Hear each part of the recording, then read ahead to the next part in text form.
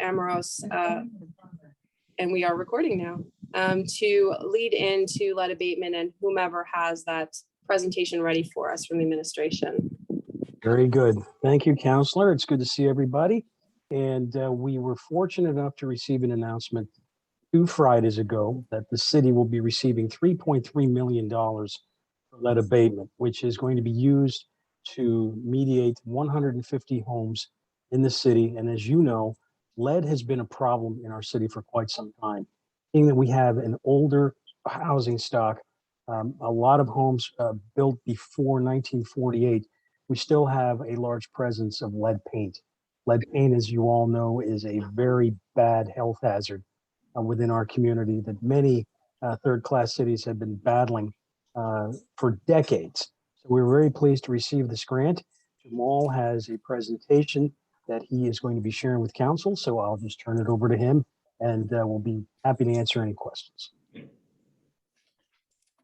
Good evening, everyone. Thank you, Abe, for the introductions, and I'll try to share with you my presentation.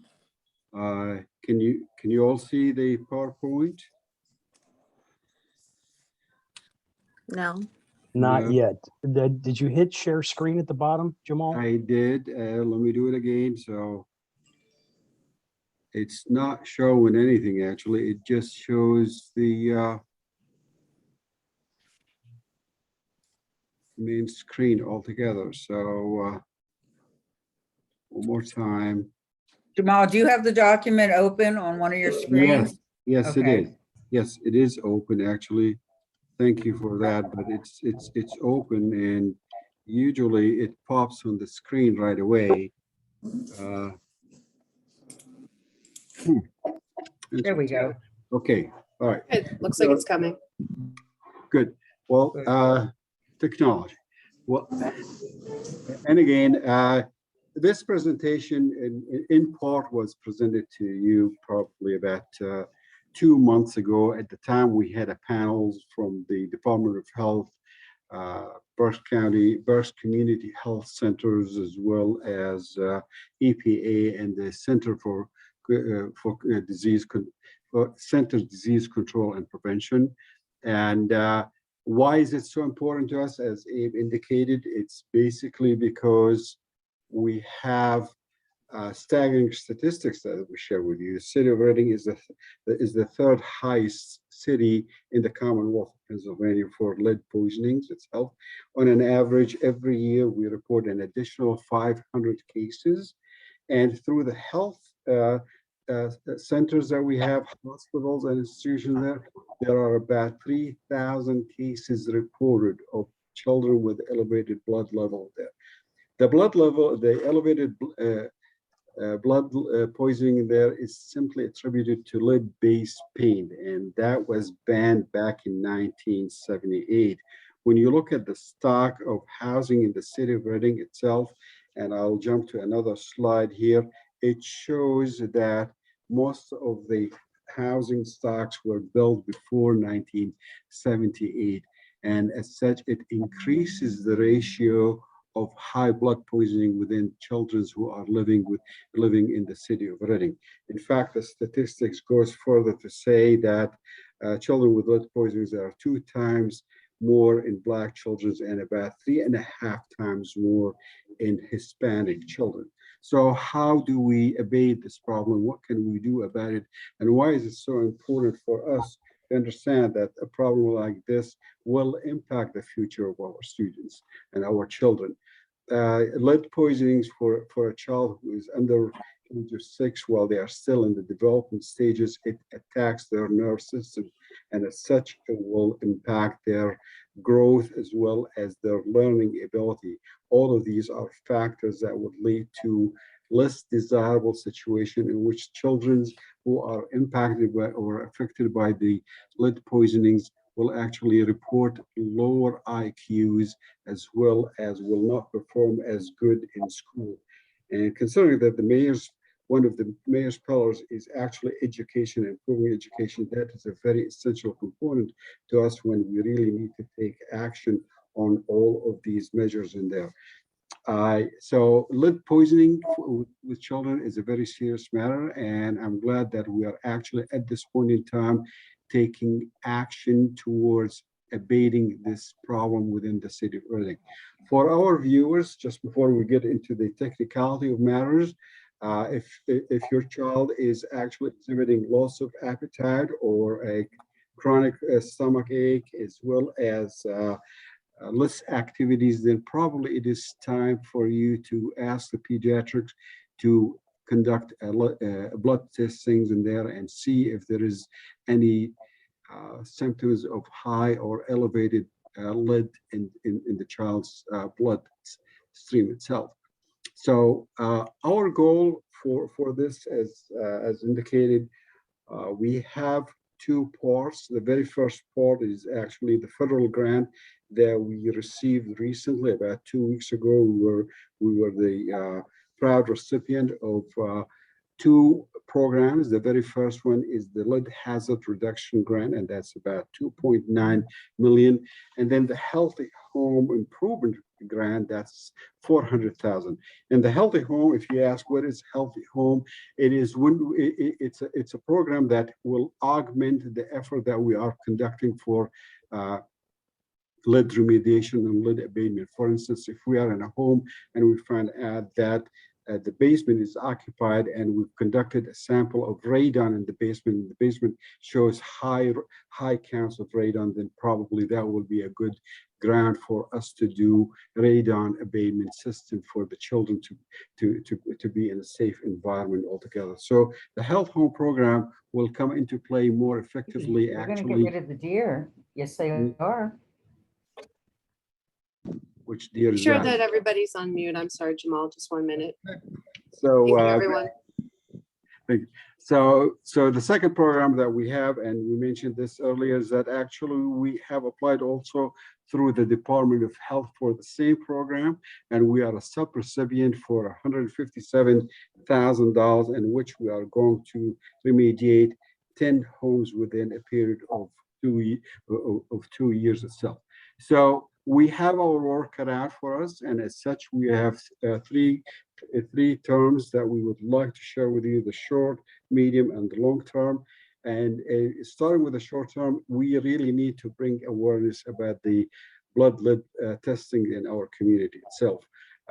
Statistics shows that we are about 19%, where the average national average is about 30%. So we really need to reach out to parents and encourage them to take their children for a blood test so that we can see to what extent there is an impact, or hopefully there aren't any impacts for that. But we will also try to coordinate with the school districts as well as with daycare to encourage parents to do so. And notice that the city is in a position to encourage only because of the HEPA laws. We really cannot impact and enforce anything there. In fact, it's only the time when the health institution contact the family and say, by the way, there are programs within the city that could benefit you and benefit your child. That is the time when the city will be able to start helping. Otherwise, we cannot really knock on anyone's doors and say, allow us to do so until we have that that green light. We will remain at a position that we are just ready to help itself.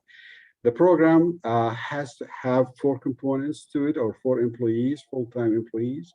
And you will see that in the 2022, we are requesting a program coordinator.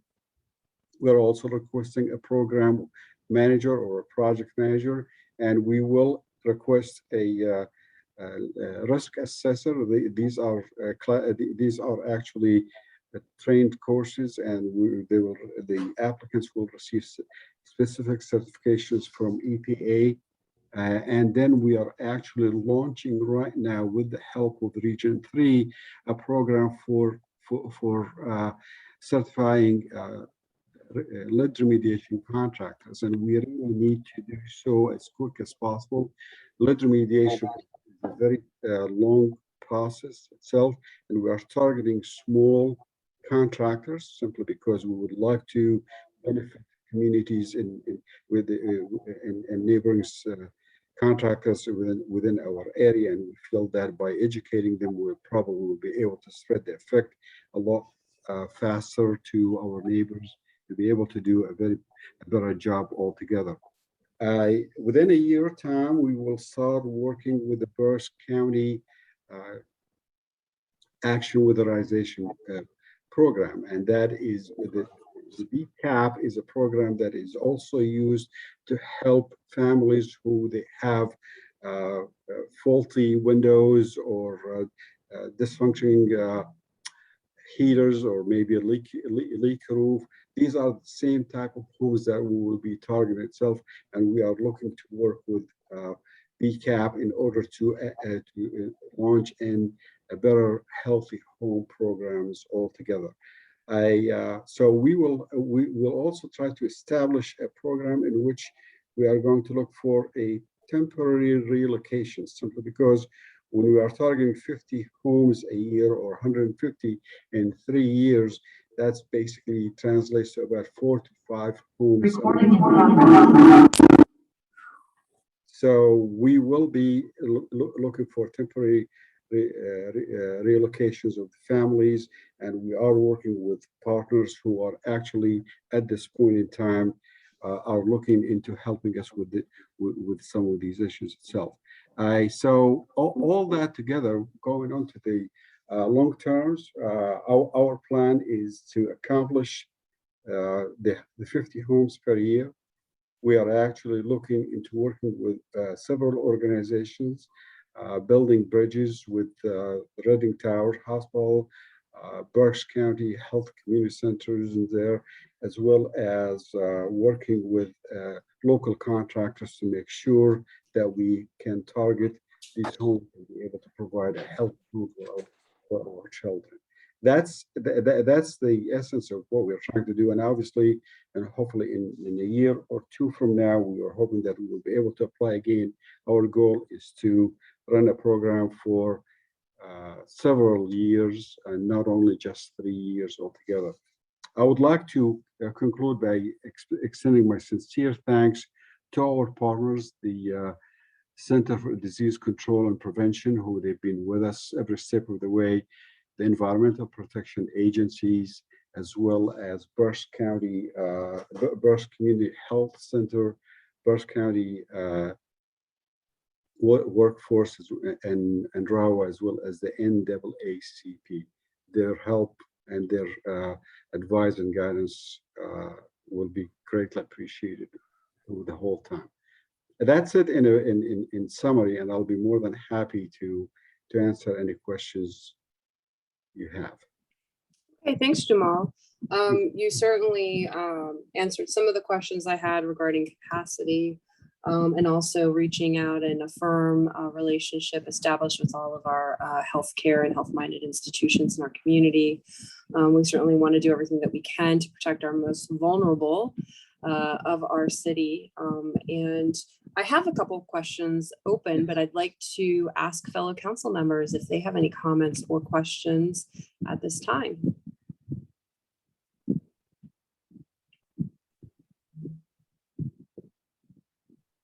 Lucine? Go ahead, Marcia. Okay. Well, first of all, thank you for the presentation. And this has been such a chronic problem in our city as well as other older cities. I, through my work as a social worker, have seen children that have been affected by lead ingestion because of just eating chip paint in their homes and the damage that it does.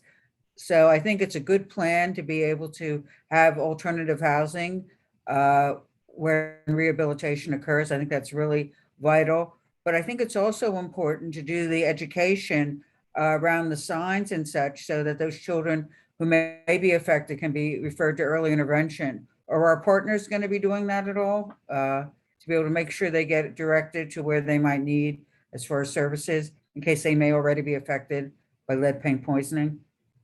That is correct, Councilwoman Billman-Hendershus. We will be, there is a component of the program itself that is all about education and bringing awareness to our residents. And part of that program will be conducted in-house but as another part of it will be conducted by some of our partners, primarily Berks Community Health Center, as well Right. as Center for Control of Disease. Yes.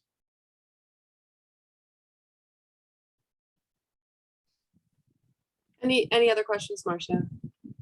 No, I just think that this is something we need to monitor the outcomes, just as any other grant project, just to see how we're moving forward with it. Because it's certainly been laying in abeyance for a long time. It's not a new problem for the city. Yeah, and I agree. I think with about, let's see, $3.5 million of remediation from a federal level coming, they absolutely will require and we will comply with monitoring that. So absolutely, Marcia. Johanny? Question was also similar to Marcia's in terms of tracking, like who would be leading the effort. Now, I understand that we are hiring, so this is going to be a fresh program, but it also sounds like it's going to be a temporary program, right? Because is it for 3 years in total? It starts with 3 years, Councilwoman Spade, and we're hoping that we will be able to continue with this program for many years to follow. Just looking at comparable cities like ours, for instance, the city of Allentown is on their second round of the same program itself.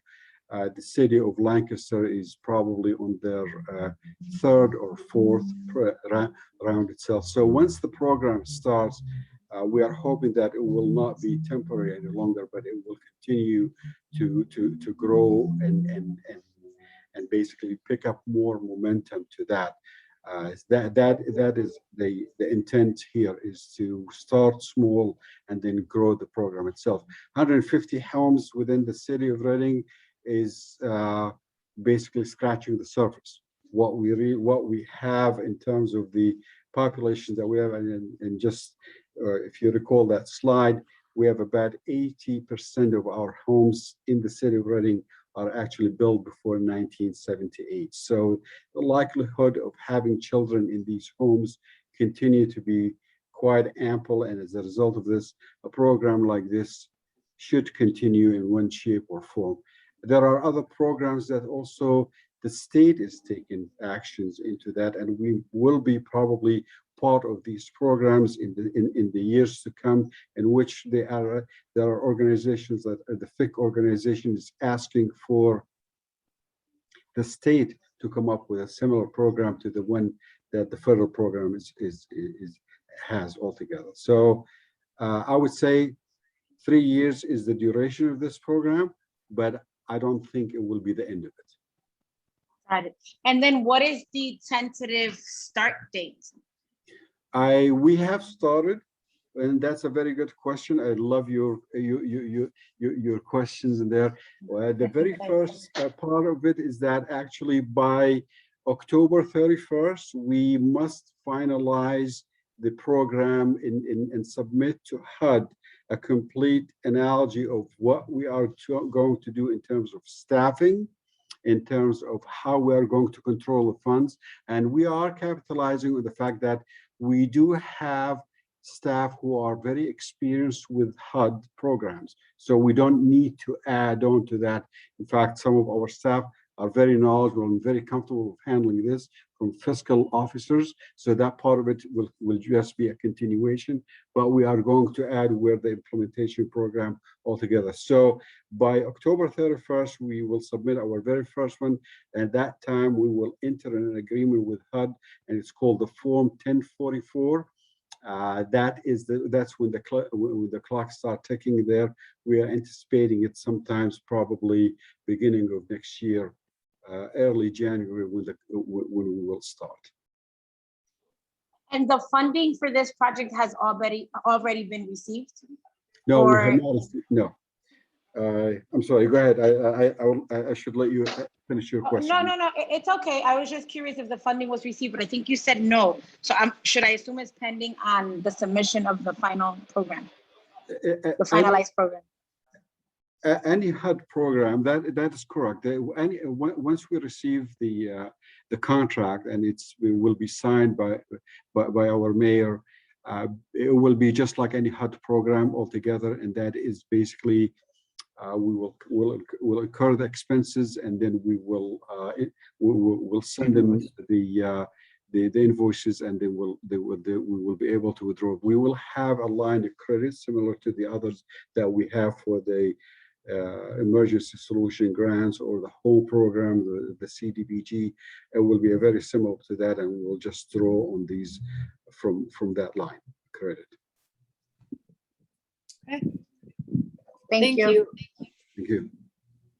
Jamal, you said that our sister cities like Lancaster, Allentown have all successfully been maintaining these programs. And certainly I'm sure if we needed to check with them and see what models they've been using, they'd be happy to make sure that we really get what works for us by October. And all very good questions. The only question I have, I think, will come, which is, what does the eligibility look like? And, will this be maybe like a self-selection of participation? I can imagine that for only 150, maybe 160 homes, this is going to be competitive. So I wish you strength as you do that and formulate that. And please keep us informed as you move forward with this progress reports through the administrative report or directly as you have today. Thank you very much. Okay, great. All right. So next on the agenda, we have Lester. The deer management program is something that does happen. It needs to happen. And so I believe Lester is joining us. Is that correct, Abe, to give us about a 15-minute update tonight? That is correct. So I will just let him go right into his presentation. Good evening, council and members of the administration. I'm not going to take up too much of your time. Just wanted to keep you guys in a loop of what's going on the county side of the mountain up near Antietam Lake. As you're all aware, they did have a recent study over the last couple of years to prepare them for this program based off the recommendations of the Antietam Lake Natural Resource Stewardship Plan that was conducted back in 2018. As part of this program, it pointed out specific things that needed to be done on their side of the mountain, which also affects our side, especially according to the deer population. Linda's I believe she sent out a packet of information to all members of council and the administration. I believe she's working to share her screen here. I apologize. I'm working off of an iPad. So trying to do that on an iPad is a little difficult. But in part of this, the goal of the program is to reduce the parkland and the forestry property damage that is occurring and to minimize the threat of disease, reduce the deer-related incidents, and balance the ecosystem. The white-tailed deer is one of the most influent wildlife species in Pennsylvania's forest ecosystem. However, their population is out of balance, and we're looking to try and bring that back up on the mountain. Currently, it negatively affects the county forest parks by overreaching browsing trees, seedling shrubbery, and wildflowers. As part of this program on their side of the mountain, it is going to start this week on September 18th. I have been in contact with USDA and Brendan, who's in charge of the Berks County Parks and Recreation. There has been approved hunters that are going to only be on the mountain. These 14 people have been through a vigorous training program conducted by USDA. It's only for archery. There will be no rifles or anything to that nature going on at this time. These 14 people have been vetted. They have clearances through the police department, through Central Berks.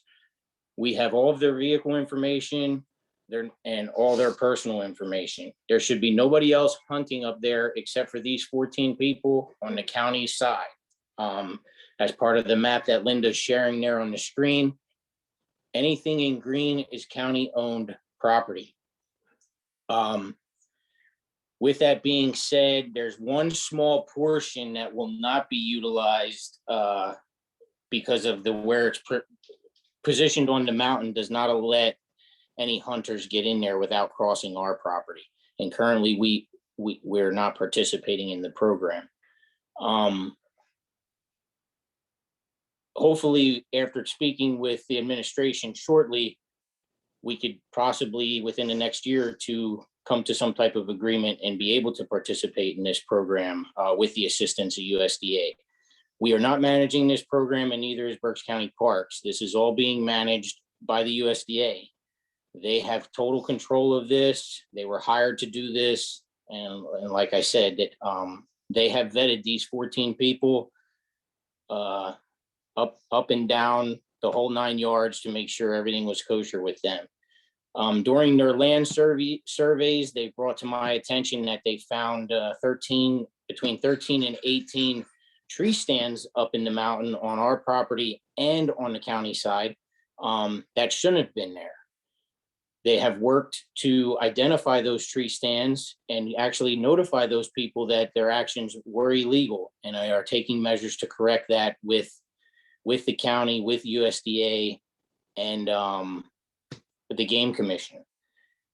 The 14 people that have been warranted passes to hunt up on the mountain have been granted permission to install their tree stands. Their stands are marked. They are tagged. The hunters will be tagged with a specific license. And if they are stopped by either myself, a parks ranger, or anyone, they are to produce that information immediately. Any type of hassle or anything that would be brought to our attention would need to be reported to the USDA so they can take corrective measures. There will be signs being posted up on the mountain. They also should be in your packet. They're bright orange color. They're going to be posted at the parking lots, the kiosks, letting people know what's going on. At that point, like I said, they anticipate to start September 18th. Once the program completes, they're going to reevaluate. USDA is going to reassess, and if needed, they're going to transition to a sharpshooter program to help bring the population under control even more. And if it has to go that route, all those hunters will be vetted again. Same process through the county, through USDA. They'd have to take a vigorous course to demonstrate that they are able to shoot properly, etc. We're confident that the program is going to be effective, but to make it more effective in the future here, I'm going to be looking to speak with administration and possibly bring it onto our side and try and get some of ours under control, because as you know, what's on the county side is eventually going to leave and come over to our side.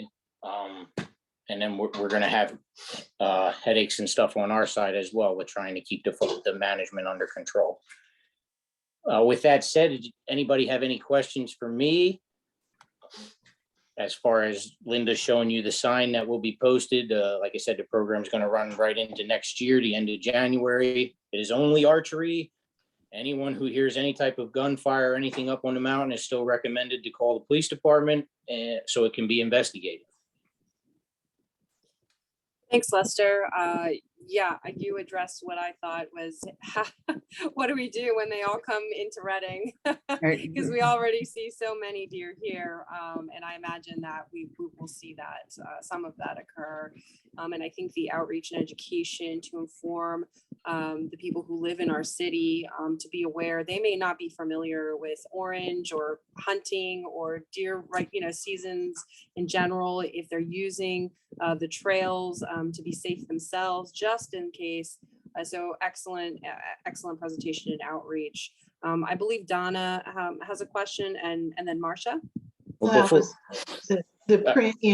I'm sorry, go ahead, Lester, if you weren't going to answer that. Just so the county did issue a press release that has been all done. I believe Linda's going to work to get that shared on the city Facebook page and stuff like that as well. So we are pushing outreach for this hardcore. So that way the phone calls to City Hall, myself, and any of the council members or anybody else that might be up there are hopefully to a minimum due to the amount of outreach that is being put out there for anyone who lives in the area or who might be visiting to walk the trails, etc.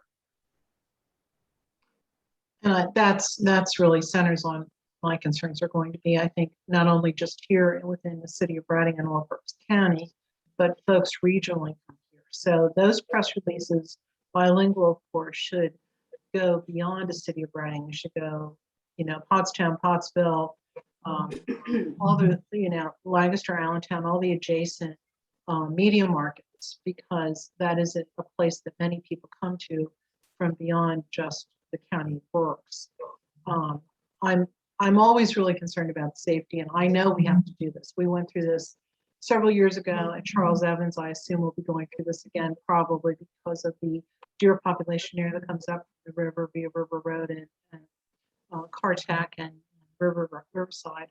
But this, I'm surely hoping that these bow and arrow guys and girls know what they're doing and are very good at aiming for the deer and not a person. The whole thing gets me very nervous with publicly used trails and the trails being used simultaneously with the hunting. I would personally feel more comfortable if the hunting occurred at times when the trails were off limits. I'm always concerned about public safety. I realize this is the county's liability, but we're still citizens of county, taxpayers, and I'm very concerned that hiking can continue while the hunting is going on. I will always feel that way, and I wish it could be done exclusively one or the other. Thank you, Donna. Marcia? And I will ask Lester this question, but knowing about deer hunting, most of the time it's not done in the same hours that the hikers are going to be on the trails, because the deers tend to be more active from dusk to dawn. That's what I've observed as far as knowing people that are hunters and go out. I think it's important for everyone to be as aware as they can. Am I correct about that, Lester, as far as the timing when they're usually out there? So they will be out there throughout the day. There will be no nighttime hunting whatsoever Oh, up won't there. they? Okay, So well then they will be, they have, I'm looking through here. I didn't bring that paper home with me and I apologize, but I believe their start time is a half hour before the sun comes up. So they can get Okay. in position and get themselves settled in where they need to be, et cetera, in their appropriate tree stands or anything that they have registered with USDA to be able to utilize. And they have, I think it's to sunset, up to a half hour after sunset, they must be off the mountain.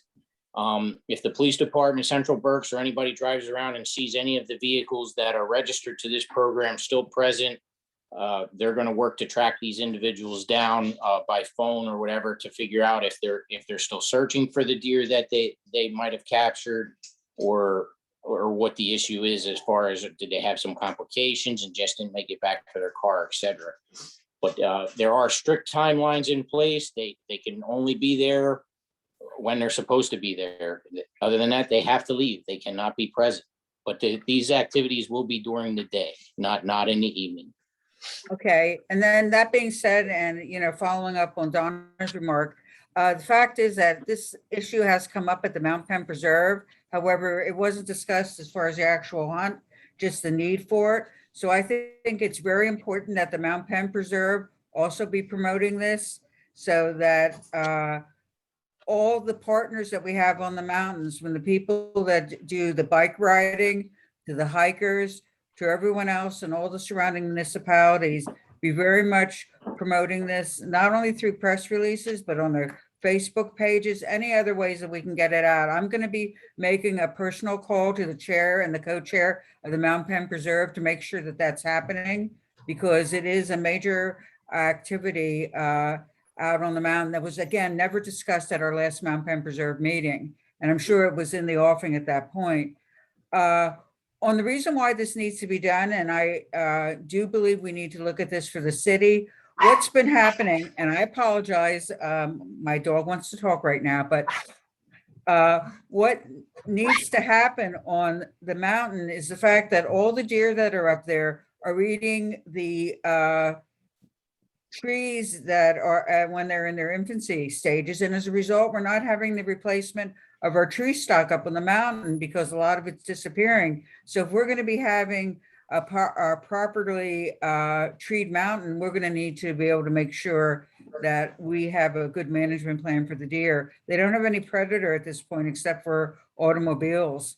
And It really causes a problem. I hate to see them. They're beautiful animals to watch, and I've known more and more of them are coming near my neck of the woods too. They come over Neversink Mountain down into Neversink Park. So you're seeing more and more of them. So I hope we can have a good planned way of proceeding with the city and doing it in a safe way too.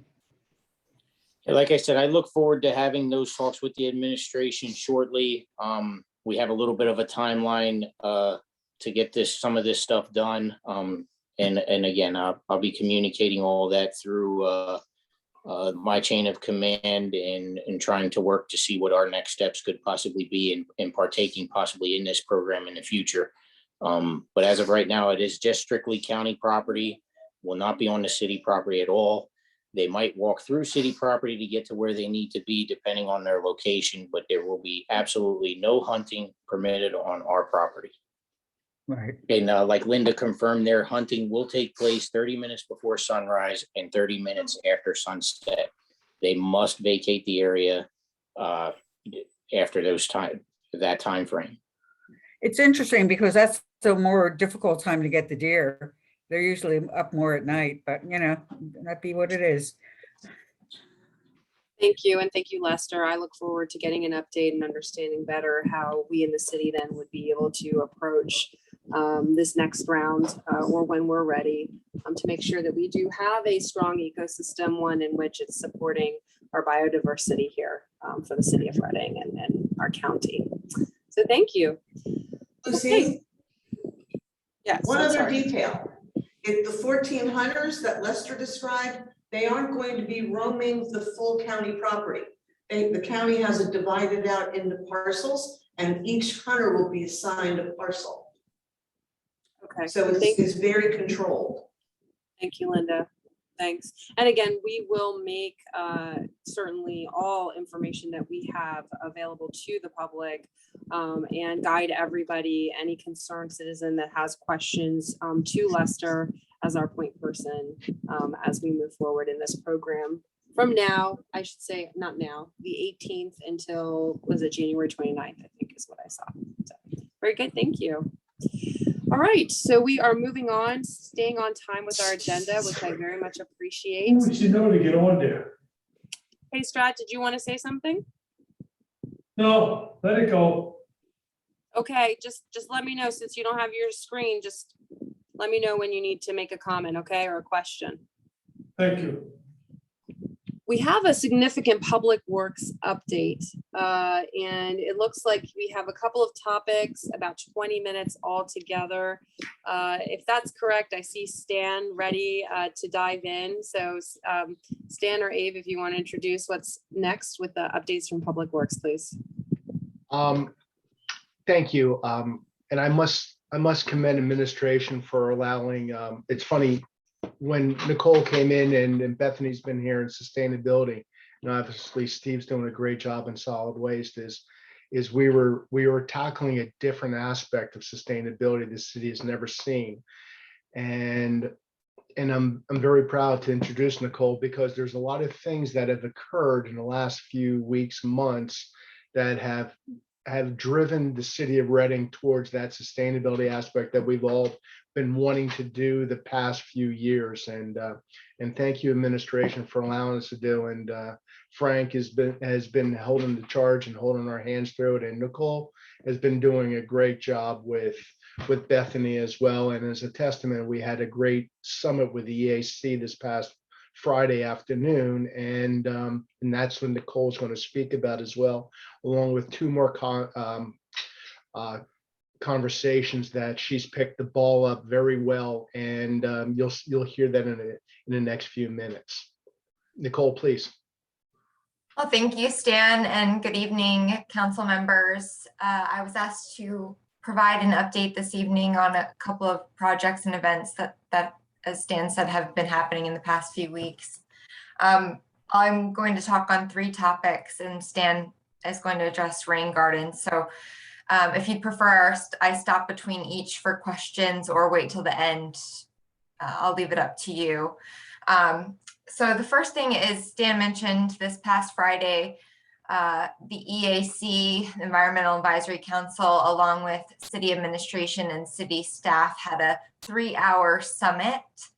The purpose of the summit was to introduce EAC to members of city staff and administration that are new, to understand their role and to share sustainability roles and responsibilities of the EAC and administration. We also had a presentation from Stephanie Anderson, who leads the local chapter of the Reading for 100, which stems from Ready for 100, part of the Sierra Club. We also provided an update on the climate resiliency and sustainable development plan. And then we all worked together to define next steps moving forward.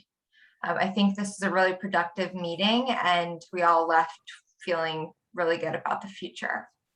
So I'll pause here if anyone has questions regarding the summit. Nicole, I have a question. First, I'm so sorry to miss it. I would have loved to attend it. It's exactly where I think we need to be going to make sure people comprehensively understand what sustainability is, how it applies to them in the work that they do and the lives that they live, then how we as a city in our everyday actions are effectuating this. Was that by any chance recorded so that those of us who were not able to attend, or in the future, future employees or individuals maybe might be interested in honing in on their sustainability comprehension? Yes, Lucine, great question. And sorry that you had to miss it. It was recorded.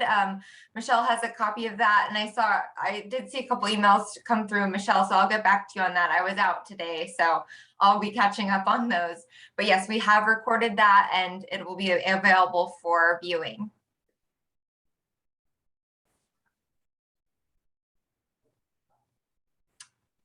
All right, I guess if there's no other questions, I'll move on to the next topic.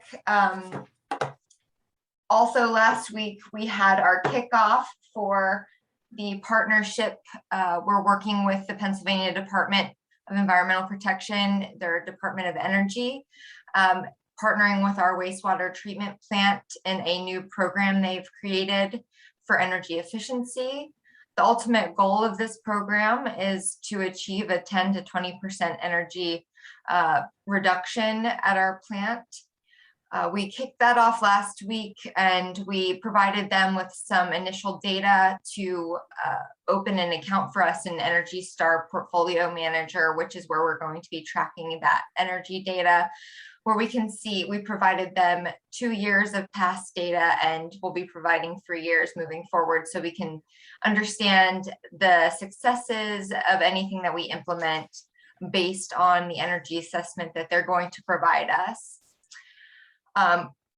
They're expecting to put out an RFQ to consultants next week or the following, and expecting to have all those assessments for, there's, I believe, 10 plants that are participating in the cohort. So we'll probably aiming for ours next May.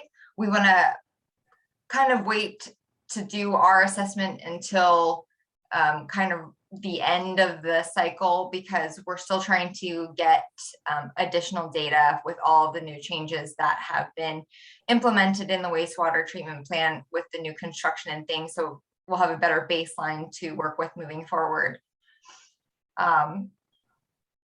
So that is where we are with that project. We're going to be meeting monthly moving forward, and we'll still be receiving at least 4 module trainings that will also give operator credits for our plant employees during this time as well. So I'll pause for any questions with this program.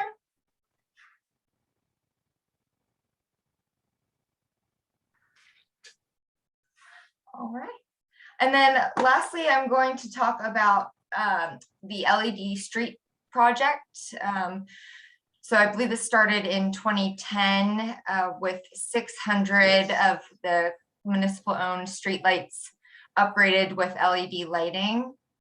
Kyle Zieber and myself met with Herneisen last week. That is the electrician doing the work. And he provided an update of what's been completed on this project, which started in 2020. We have roughly 752 streetlights that are being upgraded, with 203 updated thus far. So we have about another 550 or so to complete, which by his estimate would be into Q1 of next year conservatively. The areas completed so far have been Hamden Heights areas, Berks, Museum Road and Parkside Drive, the Housing Authority, Schlegel Park, and they're working their way up Riverfront Drive now.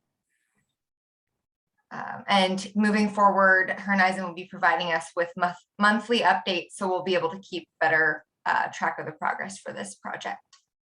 Thank you. Hey, thanks, Nicole. Any other questions or comments by council on what Nicole's presented to us? I thought it was looking a little brighter over in my district. That's a lot of lights, you know, and we could do so many more. So well done on that. And I see that we have rain gardens, and Stan, you're going to be talking to us about some rain gardens. Absolutely, yep. Okay. Understanding what has happened previously with our rain garden initiative. A lot of it's been somewhat piecemeal in effect, and we're now taking it to the next level, working with Tim Kroll on this. We have actually identified a property. It's the triangle near off of Museum Road, Margaret Road, and in front of Kenhurst. It's directly west of Reading Hospital's teaching institution. It is a large parcel. It's going to take a lot of time, a lot of effort, but we think that the rewards are going to be extraordinary because we do have a real strong flooding issue, and this should help alleviate to some respect.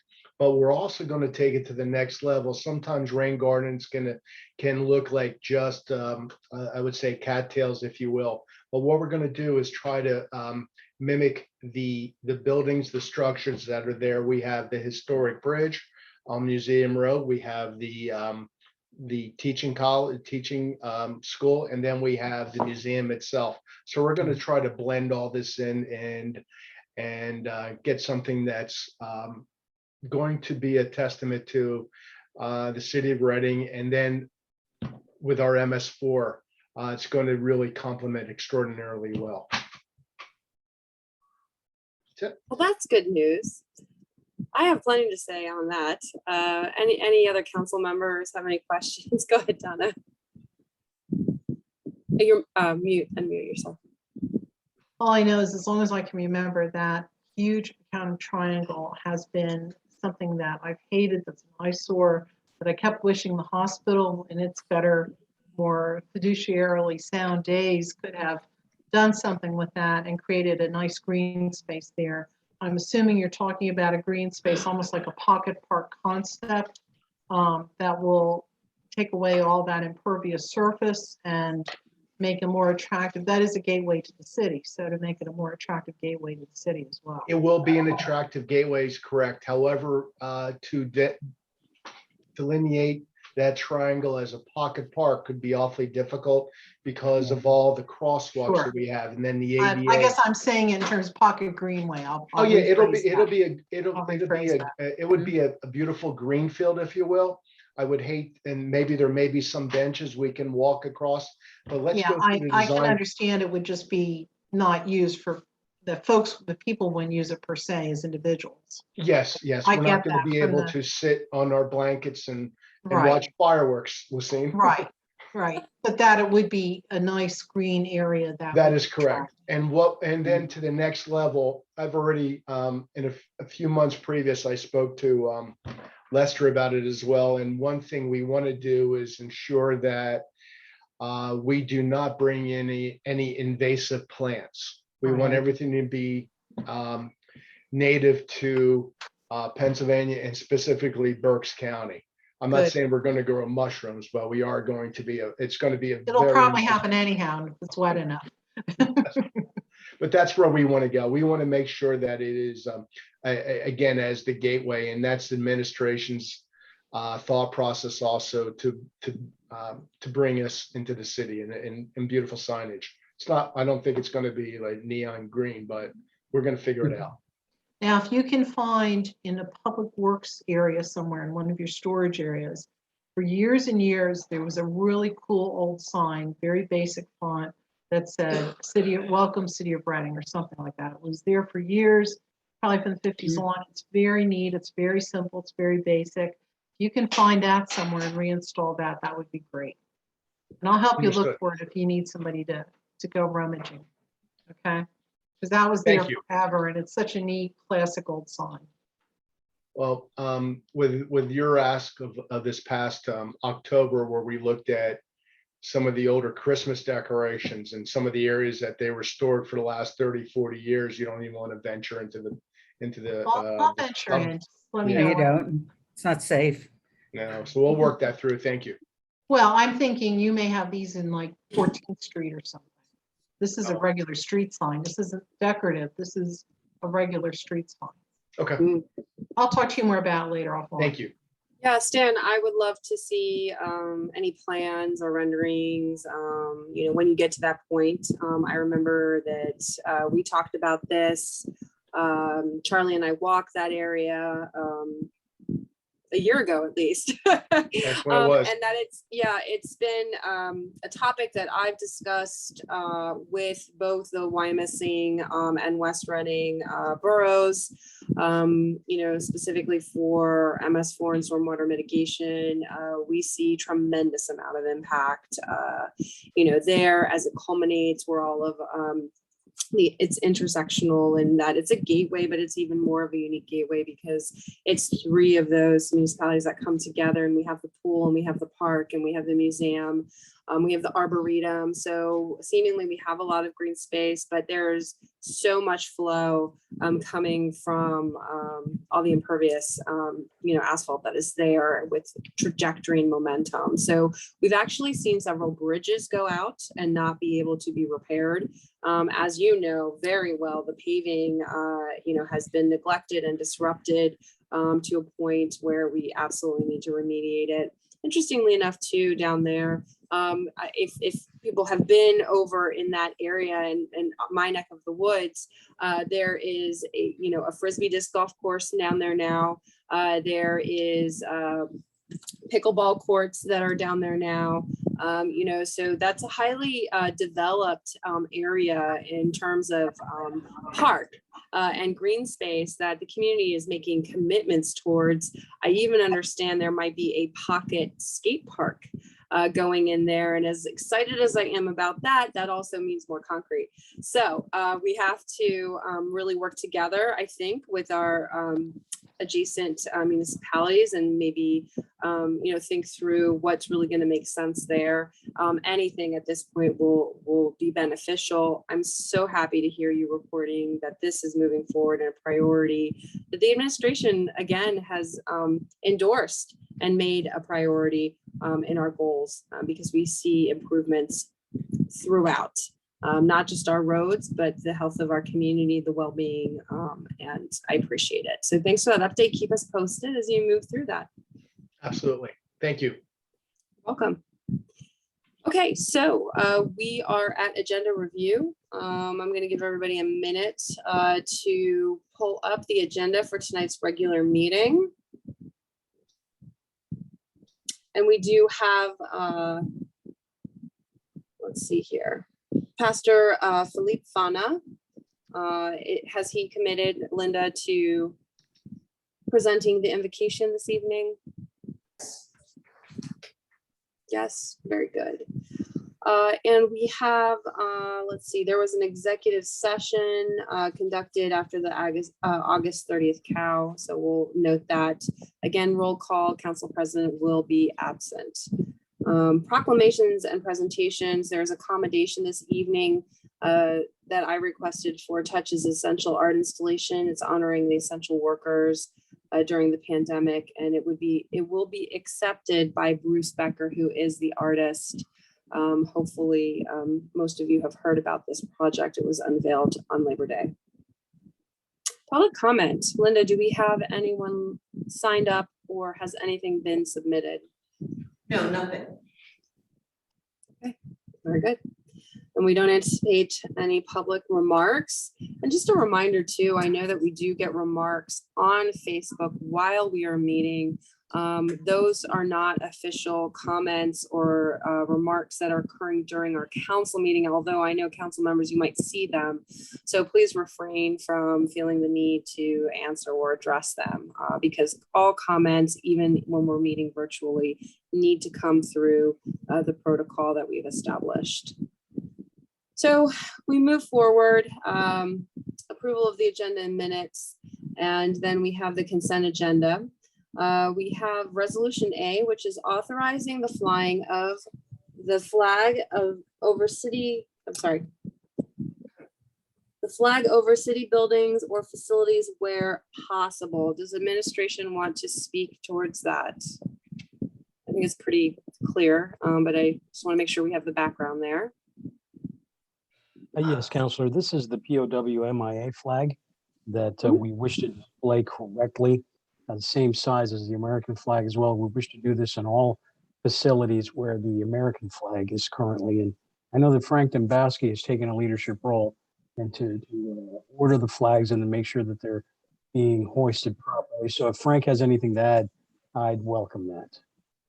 I don't believe Frank is, oh, he is with us. Council did adopt a resolution authorizing the POW MIA flag in 2008. So that's already in place. Yes, and thank you for finding that resolution. Greatly appreciate it. Okay, so honoring our veterans and making sure that we enact this, right? Yeah, go ahead, Marcia. Yeah, point of order then. If we already have passed something that speaks to this, wouldn't it be, and I want to honor, but wouldn't it be a duplicate effort or something that's already been put in place? It's not being just to remove it if it's already there. It's just a matter we need to act on it. Linda, can you clarify the former resolution? Did it authorize the flying of the flag, the purchasing of the flag? Yes. Yes to both. what? It authorizes the whole thing. That was 2000. I distributed that last week. Right. That's why So, I reviewed it. So then to Marcia's point, this is a redundancy. Is that correct? Yes. Yeah, this is Frank, if I could weigh in. I didn't think I was going to be able to make the meeting, and my other activity ended much earlier than expected. So, yes, initially, the administration put a resolution together, and then the council office found a previous resolution saying the same thing. So the resolution is redundant, so it's going to get withdrawn. But we are in the process of purchasing new POW MIA flags. They were up in the past, but as they, flags have such a lifespan and they get worn pretty quickly. So we're in the process of ordering flags for all 20-some city flagpoles. And we also have a flag that's been donated to the city, a very large POW MIA flag that will fly to Pagoda. But there'll be more details about that. We'll have a little ceremony for that, but everybody will be alerted about when that would take place and on everybody's availability. So the next few weeks, you will see the POW MIA flags flying adjacent or below the American flag. There's just a back order right now. Okay, thank you, Frank, and thank you, Marcia. So resolution A will be withdrawn, request of the administration. Resolution B, authorizing the purchase of IT firewall maintenance renewal for a 3-year term from CoStar's vendor Integra One in the amount of $150,564.51. Is there any comment or question?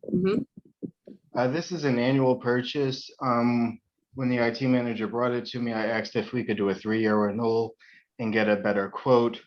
A 1-year renewal is $75,000, so we were able to get a 3-year renewal for $150 at double the cost.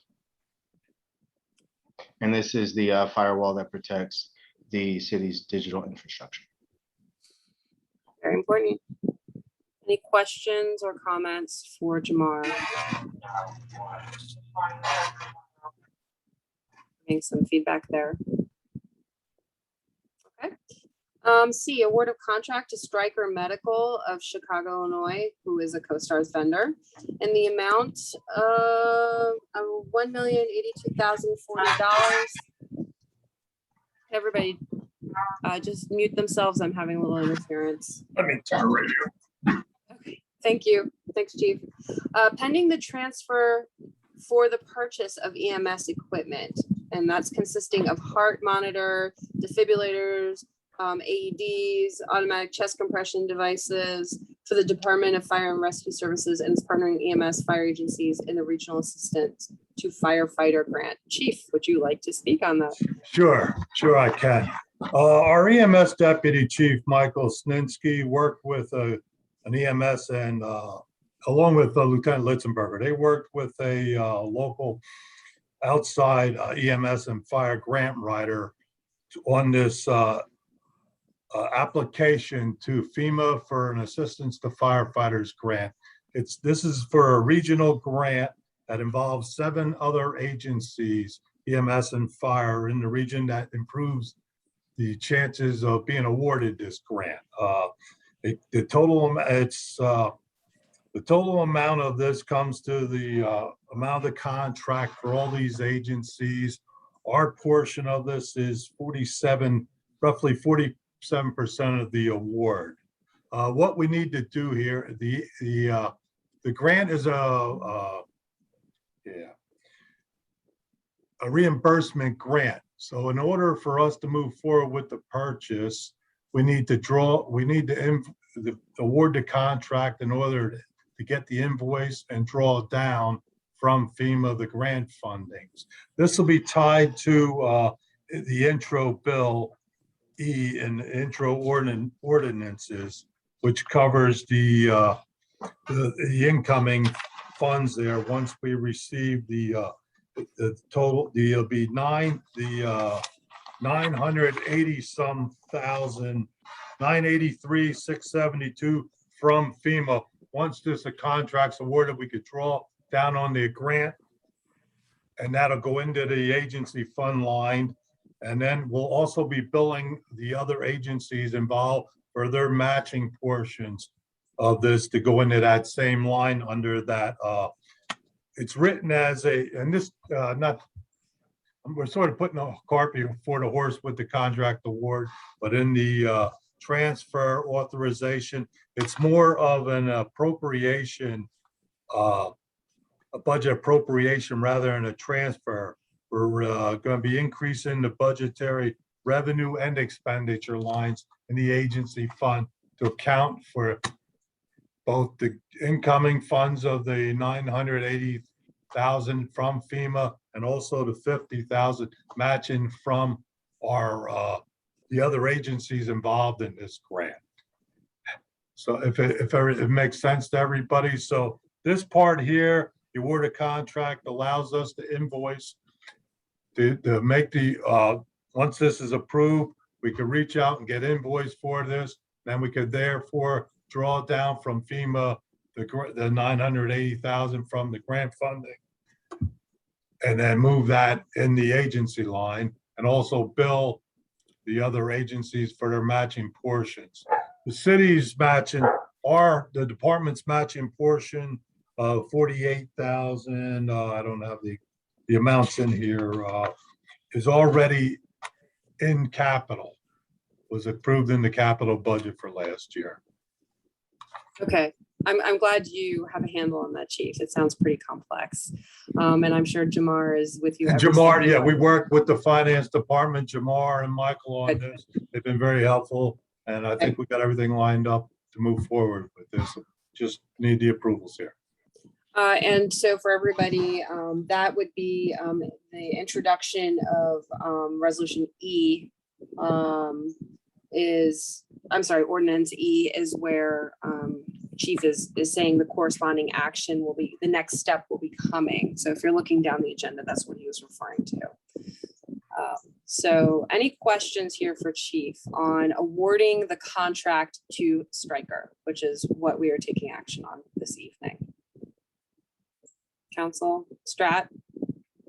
No. Marcia? You're muted. Okay, so my only question is, do we need to change the wording at all since it isn't a transfer? Because usually it's a transfer from one fund to another. It's just a technicality. The ordinance, I'm sorry. Go ahead. The ordinance itself in section 2 mentions that this is not really a transfer, but a budget appropriation.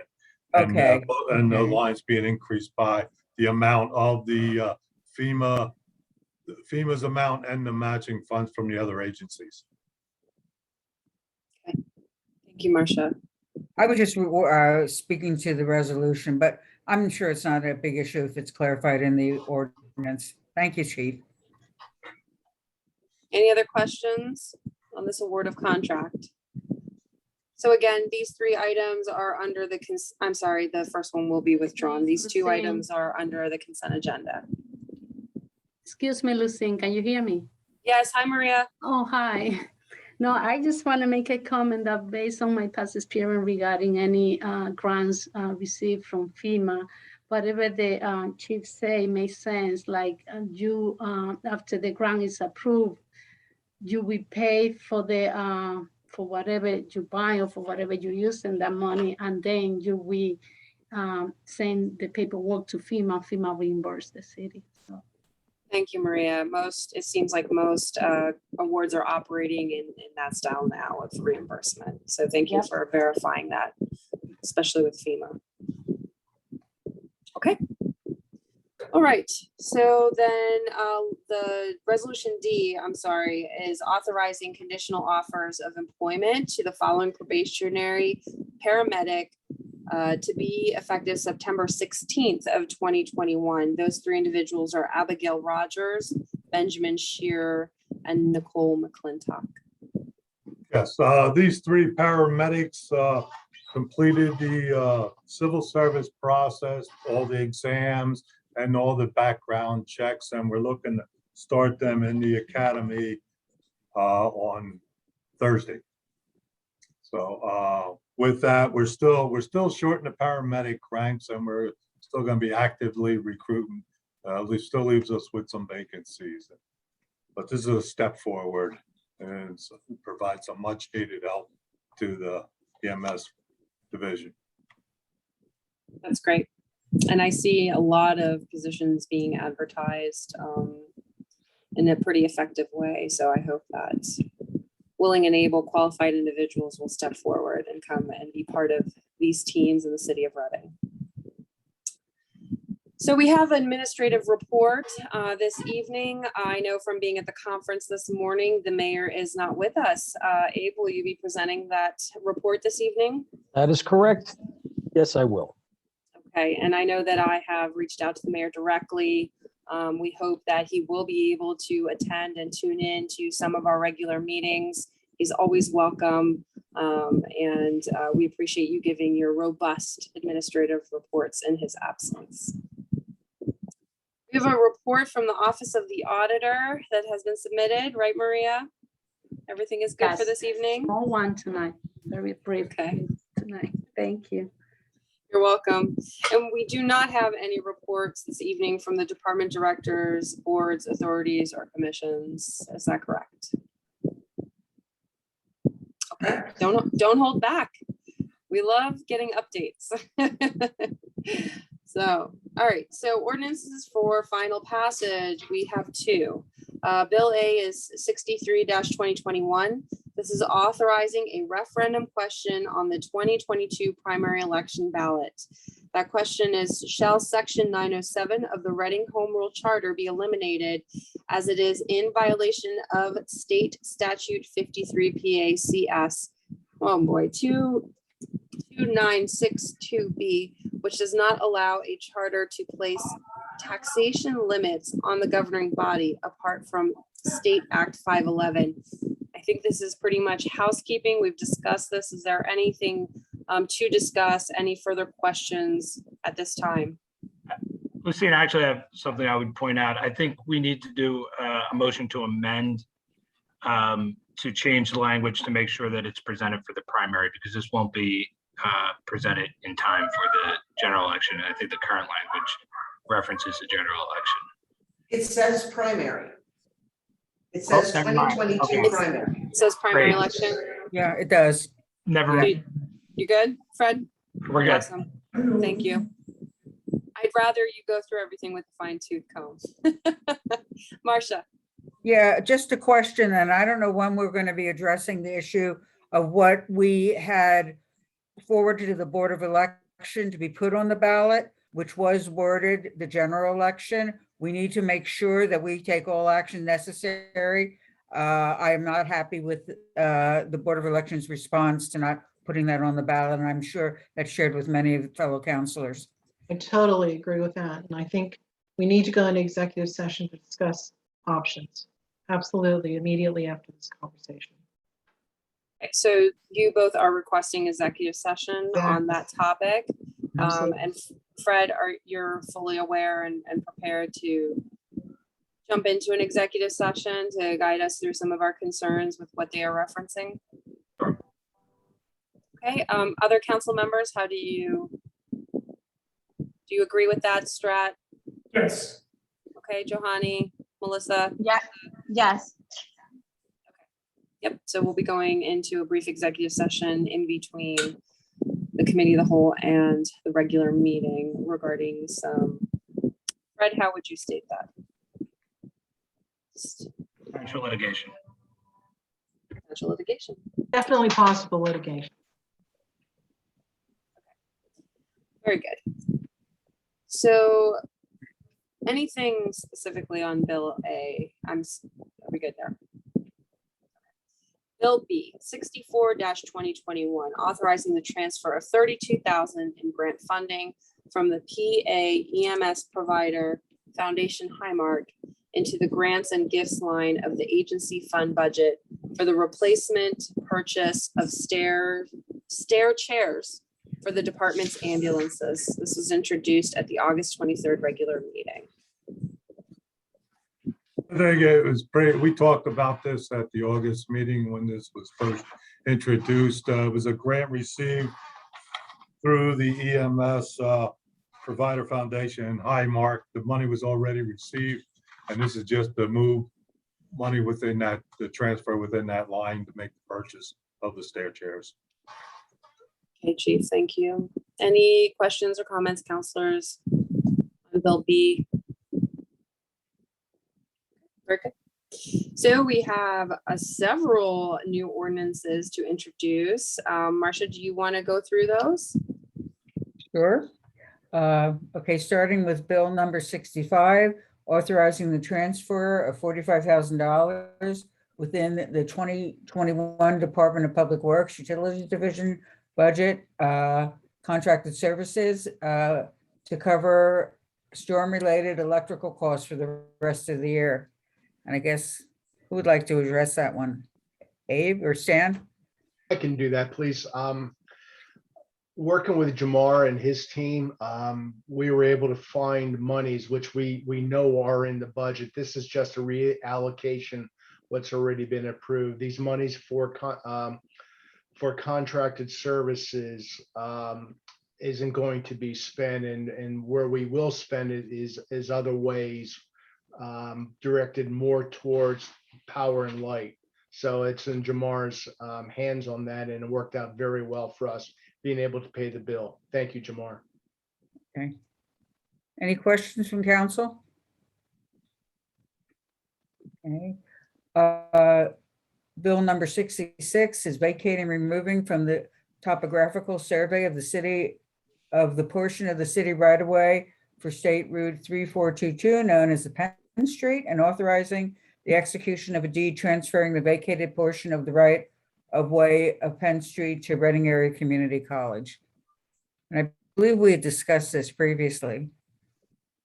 Are there any questions about that, or anyone from the administration want to clarify? If I may, on understanding the topo, this is just following up, and this is just dotting the i's and crossing the t's to what council and what administration want for the betterment of the RAC campus. It just works out so well. Anyone on council have any questions? And I'm also here to answer any questions. Okay, Joan's here, thank you. I don't see any. Well, thank you for coming to the meeting, Joan, but. Okay, well, thank you. And I'm headed to my second meeting tonight, so thank you very much. Okay. Ken Dearest, Joan. may I make a quick comment? Ken Dearest, Sure, I'm a Ken. senior vice president at RAC. I want you all to know how much we sincerely appreciate this. We will not be able to get the sign up in time for our 50th, but with that, if the resolution passes, we will be able to get it up before the end of the calendar year. And this is a big deal for us. You will be proud of that signage, and more than signage, the whole area down there. So on behalf of our board and our administration, thank you, thank you, thank you. Yeah, and we'll be Thank you, voting on Ken. this in 2 weeks then, so thank you for bringing it forward to us. Thanks. And yep. And again, I'll be preparing the easement documents for legal to review. And we already have the sample or the quitclaim deed prepared. Okay, thanks, Joan. We'll look for that to be ready in 2 weeks. And Ken, thank you for becoming stewards of this land. You are welcome. The gateway to the city. Right. All right. Thank you. Have a good evening. Good Good night. evening. Okay, do you want me to continue, Lucine? Yep, go ahead. Okay, we have a bill with no number, authorizing a budget transfer for legal services rendered to the Charter Board in the amount of $30,000 from Law's Special Counsel Legal Services. Who wants to take this one? Fred or Abe? I've got this one, Marcia. There are I'm some, sorry, Jamar. oh, good. There's some outstanding bills for the charter board, and we just need to move money from an account that's not currently spending in order to cover those bills, as well as projecting through the end of the year. Okay. And I would just say we probably will need to move money back into that account because we will be most likely needing more money to cover the cost of the defense of the charter board cases as well. That's just a preview. Okay. Maria. Request- Yes, this is will be within general fund, right? Yes. Thank you. Okay, any other council members have any questions? Okay, ready to move on to D, authorizing the amendment of the capital budget by providing $248,578 in funding for the cost of the fire system upgrades at the main library building to be paid by Public Works public property budget line item. It's either Yes, the chief or Marcia. Stan. Marcia, Stan. this is again, I want to say thank you, Jamar, because this is something that's been lagging for the past 7-8 years, is we are updating the entire fire life safety system for the Reading Public Library, their main branch. The Carnegies will be very happy of what we're doing, and along with all the young people coming in and out. Thank you.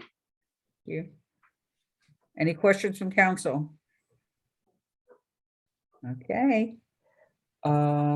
Next one is authorizing the transfer of $1,033,992.26 within the agency fund from contracted services to grants and gifts for the purchase of EMS equipment using $983,672.73 in FEMA grant funding. This ordinance is tied to the award of contract, as Chief Stout alluded to just a few moments ago. Okay. Any questions with this one from council? Okay, ready to move on then. Authorizing the appropriation of $3 million in American Rescue Plan funding, the Berks County Convention Center Authority for the Santander Arena and the Performing Arts Center to assist with them to recover from the financial losses due to the closure of the facilities due to the pandemic. And we did have a presentation last week on this item. We did. One question to the administration is, this is the authorizing the appropriation. So is the administration ready for council to consider these appropriations using the ARPA funding at this time? Yes. And I did have one question. I thought the authority did a good job of outlining what they might need, but I don't think the list was inclusive of everything that may need to be done to the arena or to the SPAC. And so I think there needs to be further discussion down the line about other types of capital projects that may need to occur in those buildings. That will be my comment when, we go to vote on it. Any other council members? I see Johanny has her hand up. Okay, Johanny. Hi, is there like a reporting or tracking system in place for when we use these funds? Like, would the Santander need to provide receipts or Yes, Counselor. things of the Jamar, sort? Okay. Do you have that outline that you can provide for council to review? The outline from the Convention Center Authority? No, so Johanny is asking about how will they be doing the reporting? What is required, if I'm understanding correctly, the obligation of the recipient and their reporting and what's required. So they'll send Thank you, us, they'll send us copies of all of their expenses via a report that we will send in our quarterly report to Treasury. And just to follow up to that question, isn't it the fact that we can be audited on any of those expenses if we don't have proper documentation? So it's for us to make sure we have the documentation, and then the federal government can always request an audit of how the funds have been expended. That's correct, Councilman. Yeah, we always receive proper documentation, Council. Okay, thank you. Johanna, did you have another question? Yes, this is the first the first time we're releasing funds from this grant, correct? That is correct. This is the first request. Thank you. Yeah. Maria has her hand up, Marcia. Yes. Okay, sorry, Maria. Jamar, when you receive the documentation from the convention center, would you provide copy to me, please? Yes. Thank you. And to the point that was made by Johanny, and I think as all this starts moving ahead, it may be a good idea for us to keep track of those presentations that are made, that which we've passed in a resolution, that which we've passed in an ordinance, and then the status. So we can just keep track of where all these funds are going. And that would be presented at a public meeting. So the community would know how we're expending those funds. But I'm sure you have that type of structure in place. Jamar? And this will also be reflected as a tab of the budget for Fund 47 when we Okay. do that review. Yes. Okay, thank you. Donna? And I think also going along with that, we should have something, because these are such monumental funds coming to us, we should have something seriously on our homepage of our city website, almost like a thermometer kind of thing with a little notation. Here's $3 million that went to Santander. Here's $3 million to the stadium. Have that kind of thing that's easily visible for people, in a very simple graphic, as well as the full explanation elsewise, so that people know what's going on. It's a lot of money, and the easier we can make it for the public to understand how we are dispensing these as a city government, the more transparent the whole process is. Yeah. It's an And I excellent wanna point, add and to- we will do that, yes. Yeah. Not to make this more complicated, but I think it also might help to have something visible to show as the repairs are being made, the things that are being purchased. The thing that I always reminded of is the walls around the city that were done during the WPA project are real visible reminders of how we were in that crisis, how money was expended. So I think it's important for the public to be able to visibly see that. We talk about it from a high level, but the real tangible results are important. Yeah, and Marcia, I think to support, what you're saying, it's always great to see a little sign, saying, this was, or this is, or coming, the work is being done because of the ARPA funding. That's and- also a requirement, Counselor, as a part of the. Right. Very good. Yeah, and there was a More on message point. that Christian put in the chat that talks about how the county's using a dashboard to do that. So we might want to look at, how they're reflecting their use of the money. Are there any other questions from council on this? Okay, and we'll have a chance to revisit this when we go to vote on it in 2 weeks then. Okay, so next bill is authorizing the amendment of the CIP budget transfer funds in the amount of 4,600. It's 46,000. I'm sorry, I'm having trouble reading. 46,425 to cover the cost of the Third and Spruce Gym HVAC system. Correct. This was an emergency repair. We were having issues this past year. And then this early summer, both of the rooftop units failed. And this was an emergency repair that we needed to get done right away. And notwithstanding, this is just part of the building. We are under contract with our consulting engineers to design the entire HVAC for the remainder of the building. So just as an FYI. Thank you, Stan. Any other questions? Looking around for hands. Don't see any raised. I have a Okay. question. Okay, Johanny, go on. So was the problem solved then? Yes, Johnny, we Okay. got it done in on or about 10 days. That includes also the control system, which failed also.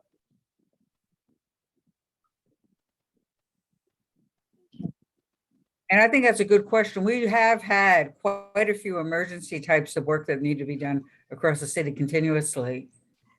And so they all get handled as they need to, but they come back as far as cost to us. So, okay, any other questions?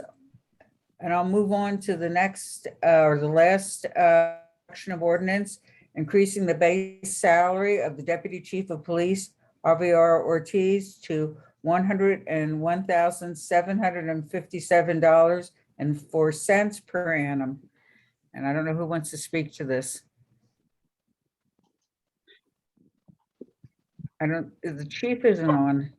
I can just say that this is similar to what we did for the chief. I don't think there's this Chiefs Pay Act. There's a question of whether it applies.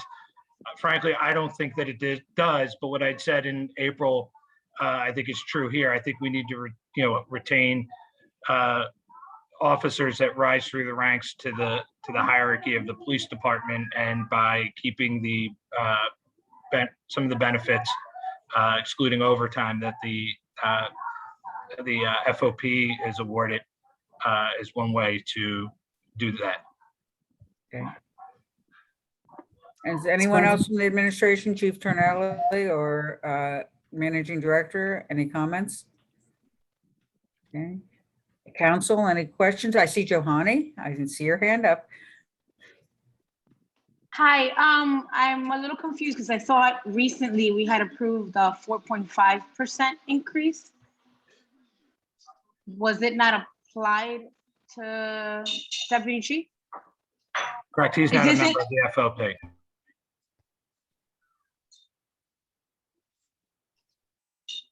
Would you repeat that, Fred? Yeah, he's not a member of the FOP.